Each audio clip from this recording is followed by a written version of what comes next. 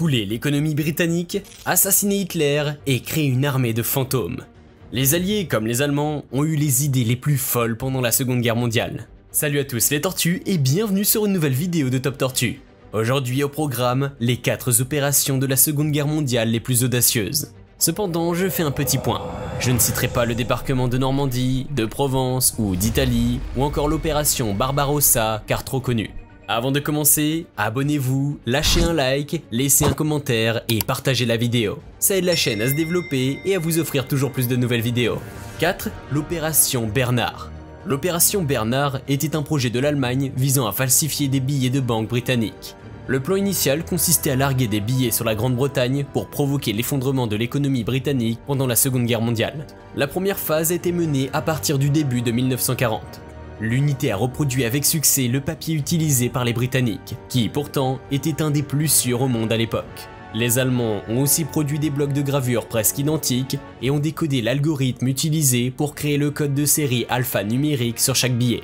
Cependant, l'opération a cessé au début de 1942, après que son chef Alfred Nojock a perdu la faveur de son supérieur, Reinhard Heydrich.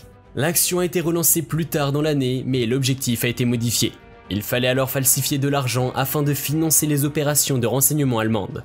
Au lieu d'une unité spécialisée, des prisonniers des camps de concentration nazis furent sélectionnés et envoyés pour travailler sous les ordres du major SS Bernhard Krüger. L'unité a produit des billets britanniques jusqu'à la mi-1945. Les estimations du nombre et de la valeur des billets imprimés varient de 132,6 millions à 300 millions de livres sterling. La fausse monnaie était blanchie en échange d'argent et d'autres actifs.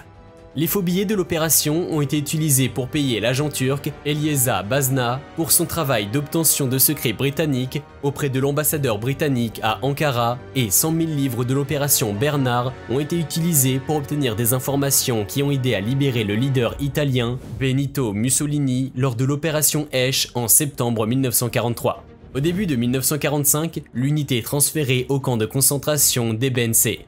En raison d'une interprétation trop rigoureuse d'un ordre allemand, les prisonniers ne furent pas exécutés à leur arrivée et furent libérés peu après l'armée américaine. Une grande partie de la production de l'unité fut déversée dans les lacs Toplitz et Grundlsee à la fin de la guerre. Mais une quantité suffisante fut mise en circulation pour que la Banque d'Angleterre cesse d'émettre de nouveaux billets et en produise un nouveau modèle après la guerre. Cette opération fut donc un demi-succès. Ne réussissant pas à détruire l'économie anglaise, mais elle a permis d'obtenir de précieux renseignements pour le Reich. 3. L'assassinat d'Adolf Hitler. Le fait que l'assassinat du Führer soit aussi loin dans le classement tient à 2 choses. La première étant l'échec de l'opération, mais surtout car l'opération n'avait rien à voir avec les services secrets alliés. C'était la volonté d'un seul homme, Georg Elser. Georg Elser est né le 4 janvier 1903 à Ermaringen et il est mort le 9 avril 1945 au camp de concentration de Dachau. Elser est une figure majeure, mais longtemps méconnue de la résistance intérieure au nazisme. Le 8 novembre 1939, il tente d'éliminer Adolf Hitler dans le but d'empêcher la poursuite de la guerre, déclenchée 2 mois plus tôt avec l'attaque de la Pologne par l'Allemagne. Georg Elser fait alors exploser une bombe artisanale, destinée à éliminer les principaux dirigeants nazis, réunis le 8 novembre 1939 à Munich, dans la grande salle de la brasserie Burger Bro Kellera, pour y célébrer le punch raté de 1923. Malheureusement, Hitler et les dirigeants du régime qui l'accompagnaient quittent la salle plus tôt que prévu, précisément 13 minutes avant l'explosion.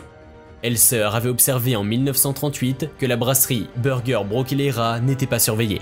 C'est dans cette brasserie munichoise qu'Hitler commémorait tous les ans, le 8 novembre, son punch manqué de 1923. Avec l'objectif d'y dissimuler une bombe, Elser décide alors de creuser un trou dans un pilier à proximité du pupitre où Hitler prononce son discours annuel. Il prépare son attentat pendant presque 1 an. Ayant travaillé 4 ans dans une usine d'horlogerie, il dispose d'un précieux savoir-faire lui permettant de fabriquer le mécanisme de mise à feu de ses explosifs. Ceux-ci ayant été patiemment subtilisés dans une carrière où il s'était fait embaucher à dessein. Au cours de l'été 1939, il déménage à Munich où il y loue un petit atelier. Il se présente à ses voisins comme inventeur et peut à son aise bricoler son mécanisme de mise à feu à retardement. Dans la nuit du 5 au 6, il règle le mécanisme pour que la bombe explose le 8 novembre entre 21h15 et 21h30. Il ne revient au Burger Bro Kellera que dans la nuit du 7 au 8 pour s'assurer que tout continue à fonctionner comme prévu. Le soir de l'attentat, la sécurité est assurée par la première division SS. Leibstandarte Adolf Hitler, sous le commandement du SS Christian Weber. Mis à part Göring, tous les dirigeants nazis visés par Elser sont là. Un peu avant 20 h, le Führer fait son entrée dans la salle comble, contenant 3 à 4 000 partisans. Il monte à la tribune à 20 h 08 pour prendre la parole. Son discours se termine à 20 h 58, suivi du Horst Wessel-Lied joué par l'orchestre. Hitler n'a parlé que 50 minutes, soit 40 minutes de moins qu'à l'ordinaire. Il semble pressé, sombre et préoccupé. Il quitte la salle à 21 h 07 et se rend à la gare où son train doit partir pour Berlin à 21 h 31. En effet, ce soir-là, son pilote a annoncé qu'il refusait de prendre la responsabilité d'un vol retour en raison d'un épais brouillard qui s'est installé sur la région.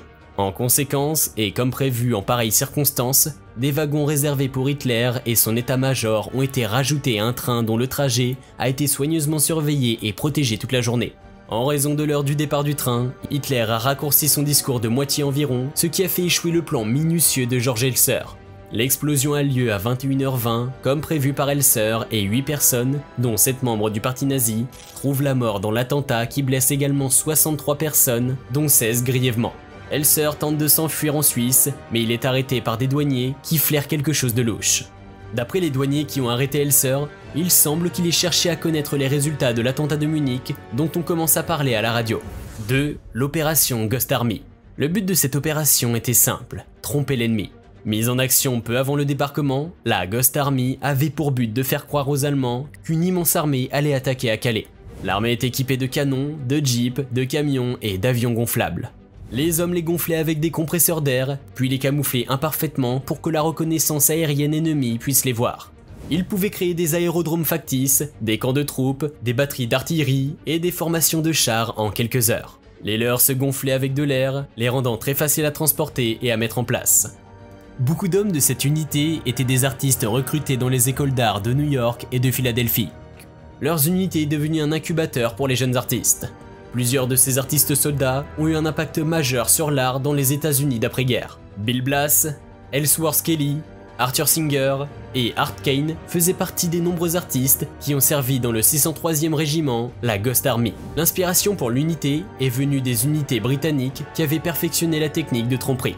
L'unité avait la caserne à Camp Forest, au Tennessee, et était entièrement formée à Camp Pine, New York, aujourd'hui Fort Drum, avant de partir pour le Royaume-Uni début mai 1944. Certaines troupes se sont rendues en Normandie 2 semaines après le jour J, où elles ont simulé un port Mulberry la nuit avec des lumières. Après cela, l'unité entière a aidé à immobiliser les défenses allemandes de Brest en simulant une force plus importante que celle qui les encerclait réellement.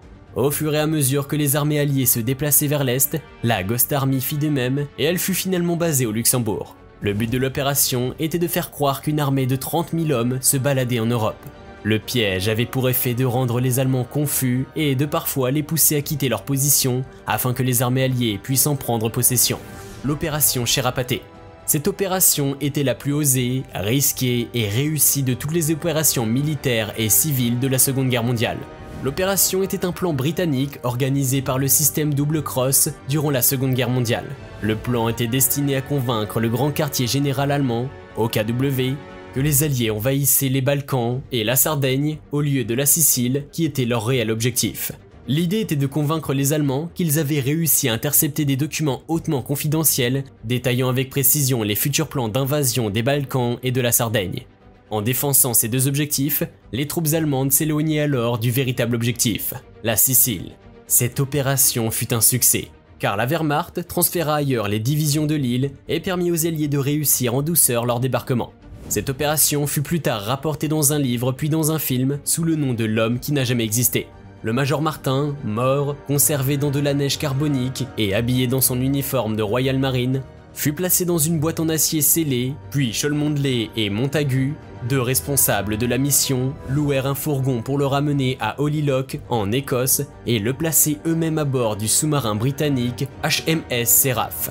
Le 19 avril 1943, le Seraph prit la mer et navigua jusqu'à se trouver à environ 1 miles au large du Huelva sur la côte espagnole. Cet endroit avait été choisi parce qu'il savait que l'Espagne, en dépit de son officielle neutralité, sympathisait avec les puissances de l'Axe et, de ce fait, collaborait souvent avec les membres de la BUER, le service secret nazi. De plus, les Alliés savaient qu'un agent allemand était très actif à Huelva et qu'il entretenait d'excellents contacts avec les fonctionnaires espagnols. À 4h30, le 30 avril, l'équipage du Séraph ouvrit alors la boîte, mirent au Major Martin son gilet de sauvetage, attachèrent sa serviette avec ses pieds, puis le corps fut doucement jeté à la mer, où la marée devait se charger de le déposer sur la plage, comme l'avait déterminé un spécialiste des courants marins. Ceci fait, Jewell envoya le message suivant au comité « Mincemeat completed », hachis terminé. Le corps fut découvert à environ 7h30 par un pêcheur local, José Antonio Rey Maria, qui le rapportera au port, et cette découverte fut transmise à Labouer, qui était représenté dans la ville par Adolf Kloss, travaillant sous la couverture de techniciens agricoles. Les photographies des lettres furent envoyées au meilleur analyste de l'armée allemande, le lieutenant-colonel Alexis von Rouen, qui confirma la véracité des informations contenues dans les lettres. Cette confirmation acheva de lever les soupçons d'Hitler, pourtant attisés par l'autopsie peu probante de Martin et par l'absence d'épave. Grâce à ce plan, l'invasion de la Sicile fut un succès, forçant l'Italie à quitter la guerre et forçant l'Allemagne à combattre sur un autre front, amincissant toujours plus leur ligne de défense, que ce soit en France ou en Russie. Et voilà les tortues, c'est tout pour aujourd'hui. J'espère que vous avez aimé la vidéo, et je vous dis à très bientôt.